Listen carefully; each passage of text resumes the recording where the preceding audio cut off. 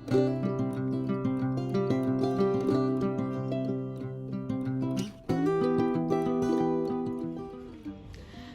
दोस्तों, welcome to my channel variety to vibes. और आज मैं अपने चैनल में एक ऐसी वीडियो लेकर आई हूँ जिसमें मैं इम्पॉर्टेंट कुछ फेस्टिवल्स भारत के डिस्कस करने वाली हूँ। तो हम सबको पता है कि 13 जनवरी और 14 जनवरी को कुछ फेस्टिवल्स मनाए जाते हैं भारत में डिफरेंट स्टेट्स में। उनके नाम तो अलग अलग हैं, लेकिन दोस्तों उनका अगर हम देखें तो कॉमन रीज़न मनाने का वो सेम है। यानी कि अगर हम बात करें 13 जनवरी को लोहड़ी मनाया जाता है, जो कि नॉर्दर्न इंडिया में मेनली हरियाणा और पंजाब के एरियाज़ में मनाया जाता है। सेकंड हम बात करें बिहू जो है वो असम के कुछ एरियाज़ में मनाया जाता है। थर्ड मकर संक्रांति, वो वेस्टर्न रीजन ऑफ इंडिया और हरियाणा के कुछ रीजन्स में मनाया जाता है। और फोर्थ तो इनका ये पता है सदर्न पार्ट ऑफ इंडिया और मेजरली तमिलनाडु में। वैसे तो इन चारों त्योहारों के अलग अलग नाम है, लेकिन अगर हम रीज़न की बात करें कि क्यों मनाए जाते हैं तो इनका एक कॉमन रीज़न है कि ये मनाए जाते हैं कि जब विंटर क्रॉप्स यानी कि शुगर केन, मस्टर्ड और वीट, जब उसकी फसल की कटाई होती है और जो किसान या दूसरे लोग बहुत ज़्यादा खुश होते हैं, तो उन खुशियों को मनाने का एक तरीका होता है ये फेस्टिवल मनाना। ठीक है, तो अब क्या होता है कि सबसे पहले अगर हम बात करें लोहड़ी की, तो लोहड़ी में क्या किया जाता है कि वहाँ पर जो पंजाब के कुछ एरियाज़ और हरियाणा के कुछ एरियाज़ में तो वो एक बोन फायर बनाते हैं और उस बोन फायर में वो सूर्य देवता और अग्नि देवता की पूजा करते हैं।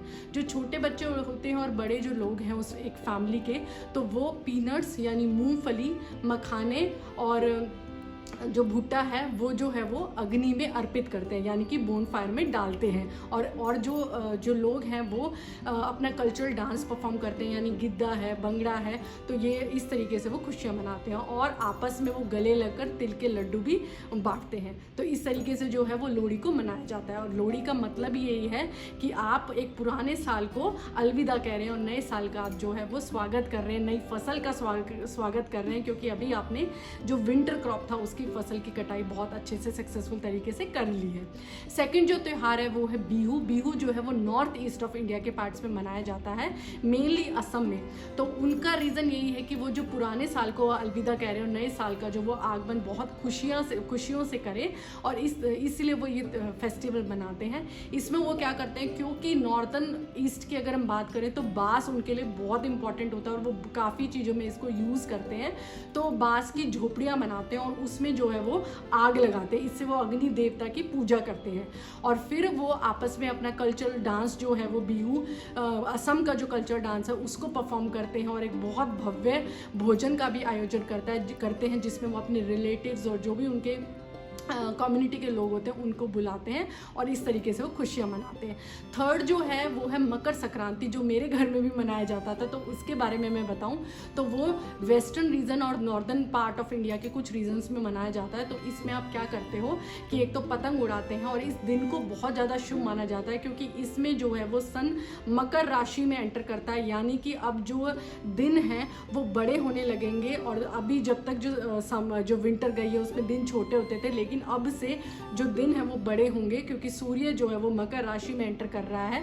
और इस दिन वो पतंग उड़ाते हैं जो बच्चे होते हैं, और तिल के लड्डू और गुड़ के चावल भी बांटे जाते हैं। जो पीले कपड़े हैं, क्योंकि वो शुभ मानते हैं, तो इस दिन पीले कपड़े पहने जाते हैं और आपस में वो गले लगते हैं, खुशियाँ मनाते हैं। और क्योंकि मुझे ये त्यौहार की मेमोरीज हैं, क्योंकि मेरे घर में जब भी ये गुड़ के चावल और तिल के लड्डू बनते थे और येलो ड्रेस पहनाई जाती थी, हम जब छोटे बच्चे हुआ करते थे, तो मुझे ये पता लग जाता था कि हाँ अब मकर संक्रांति आने वाला है, और इससे हम अपने साल की जो है वो शुरुआत करते थे। और जो चौथा त्यौहार है वो है पोंगल। पोंगल जो है वो सदर्न पार्ट ऑफ इंडिया में मनाया जाता है और मेजरली जो है तमिलनाडु में। इसमें ये 4 दिन का त्यौहार होता है। इसमें क्या करते हैं, पहले दिन वो अपने घर की साफ सफाई करते हैं, रंगोली बनाते हैं अंदर और अपने घर के बाहर। और फिर उसके बाद वो सेकेंड डे है जो वो पोंगल बनाते हैं, जो उनका मेन भोजन होता है वो बनाते हैं पोंगल।